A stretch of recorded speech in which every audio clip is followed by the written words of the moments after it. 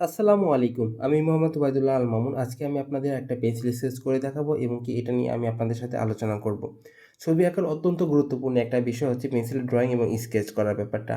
যারা ভালো ছবি আঁকা শিখতে চায় অবশ্যই তাকে ড্রয়িংটা ভালো হতে হবে। ড্রয়িং ভালো না হলে সে যেকোনো মাধ্যমে ছবি আঁকুক না কেন কোনো লাভ নেই। অবশ্যই ড্রয়িংটা প্রথমেই শিখতে হবে তাকে। ড্রয়িং ভালো করলেই তবেই সে ভালো কিছু করতে পারবে। তো সেই জায়গা থেকে হচ্ছে পেন্সিলের মানে কোনো বিকল্প নেই বললেই চলে। পেন্সিলের মাধ্যমে সব কিছু খুব সহজে ড্রয়িং করা যায় এবং ভুল হলে সেগুলো খুব সহজে ইরেজ করে আবার নতুন করে ঠিক করা যায় বা সংশোধন করা যায়। বাট কালারের ক্ষেত্রে সেই জিনিসটা কিন্তু সম্ভব না। একবার কালার করে ফেললে সেটা সংশোধন করা বা ঠিক করাটা অনেক টাফ এবং সময় সাপেক্ষ ব্যাপার। সেই জন্য ছবি আঁকার একদম প্রাথমিক লেভেলে বা ছবি আঁকা শুরু করার ক্ষেত্রে ড্রয়িংয়ের কোনো বিকল্প নেই। একটা ড্রয়িংয়ে যে পেন্সিল ড্রয়িংয়ে যে ভালো সে সব কিছুতেই ভালো। এই জন্য আমি আপনাদেরকে বলবো আপনারা বেশি বেশি করে পেন্সিলে ড্রয়িং করুন এবং পেন্সিলে ভালো করার চেষ্টা করুন।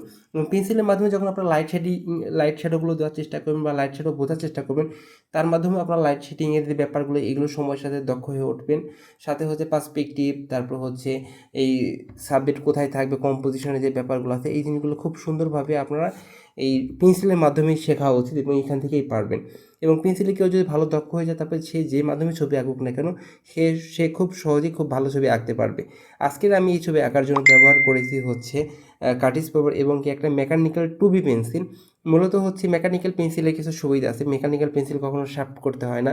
ওটা ভিতরে শীষ থাকে, জাস্ট চাপ দিলে টিপ কলমের মতো শীষ বের হয় এবং ওইভাবে স্কেচ করা যায়। তা যারা একদম ছোটো তাদের আমি বলবো তোমরা পেন্সিল দিয়েই বেশি বেশি ড্রয়িং করো। যারা সিনিয়র তারা কিন্তু মেকানিক্যাল পেন্সিল ইউজ করে। আর যেহেতু যুগের সাথে তাল দিয়ে চলতে হবে, সময়ের সাথে সব কিছুই আধুনিক হচ্ছে, সেই জায়গা থেকে সময়ের সাথে মেকানিক্যাল পেন্সিলের গুরুত্ব বাড়তেছে। প্রথম দিকে ছোটোবেলায় হয়তো আমরা মেকানিক্যাল পেন্সিল পেলেও এটার শীষ পাওয়া যেত না বা এটার ব্যবহারটা ওইরকম ছিল না। বাট এই মেকানিক্যাল পেন্সিলের যে গুরুত্ব এবং কি এটা যে কত ভালো ছবি আঁকা যায় সেটা আজকে আপনারা আমার এই পেন্সিল স্কেচ দেখলেই হয়তো বা বুঝতে পারতেছেন। মেকানিক্যাল পেন্সিলও অসাধারণ লেভেলে স্কেচ করা যায়। তা আমি আপনাদেরকে বলবো যে আপনারা যারা ছবি আঁকা শিখতে চান তারাও সর্বপ্রথম হচ্ছে বেশি বেশি করে পেন্সিলে ড্রয়িং করেন এবং পেন্সিলের ব্যবহারের মাধ্যমে ড্রয়িং, স্কেচ, লাইট শ্যাডো এগুলো বোঝার চেষ্টা করুন এবং পেন্সিলে ভালো করলে তারপরে আপনার কালারের ছবি আঁকা শুরু করুন। আর পেন্সিলে ভালো না করলে আপনার কালারের ছবি আঁকা শুরু করলে পরে হয়তো বা ক্ষণিকের জন্য বা কিছু সময়ের জন্য অনেক ভালো মনে হচ্ছে বা ভালো লাগতে পারে, বাট কিছু সময় পরে আপনি হতাশ হবেন। কারণ আপনার যারা প্রতিদ্বন্দ্বী হিসেবে যারা থাকবে তাদের ড্রয়িং স্কিল অনেক ভালো হবে হয়তো বা সেই জায়গা থেকে আপনি অনেক পিছিয়ে পড়ে যাবেন। সেই জায়গা থেকে আমি আপনাদের বলবো আপনারা যে ছবি আঁকা শুরু করতে চান অবশ্যই আপনাকে ড্রয়িংটাকে পারফেক্ট করতে হবে, দেন আপনার কালারে যাবেন। পেন্সিল কালার মানে পেন্সিল কালার বলেন, তারপর হচ্ছে water colour, acrylic colour, oil colour যেই মাধ্যমে আঁকেন না কেন আপনাকে হচ্ছে আগে ড্রয়িংটা ঠিক করতে হবে। আর ড্রয়িং ঠিক করার জন্য পেন্সিল বেস্ট। সবাই ভালো থাকবেন। আজকের আমার এই ভিডিওটা আপনাদের কাছে কেমন লাগলো সেটা আপনারা অবশ্যই কমেন্ট করে জানাবেন। এটা কিন্তু আমার সম্পূর্ণ একটা অনলাইন ক্লাসে একটা ভিডিও জাস্ট আমি আপনাদের সামনে তুলে ধরেছি যাতে এর মাধ্যমে আমি আপনাদের কিছু কিছু তথ্য দিয়ে সহযোগিতা করতে পারি।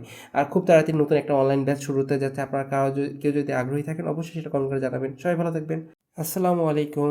আল্লাহ হাফেজ।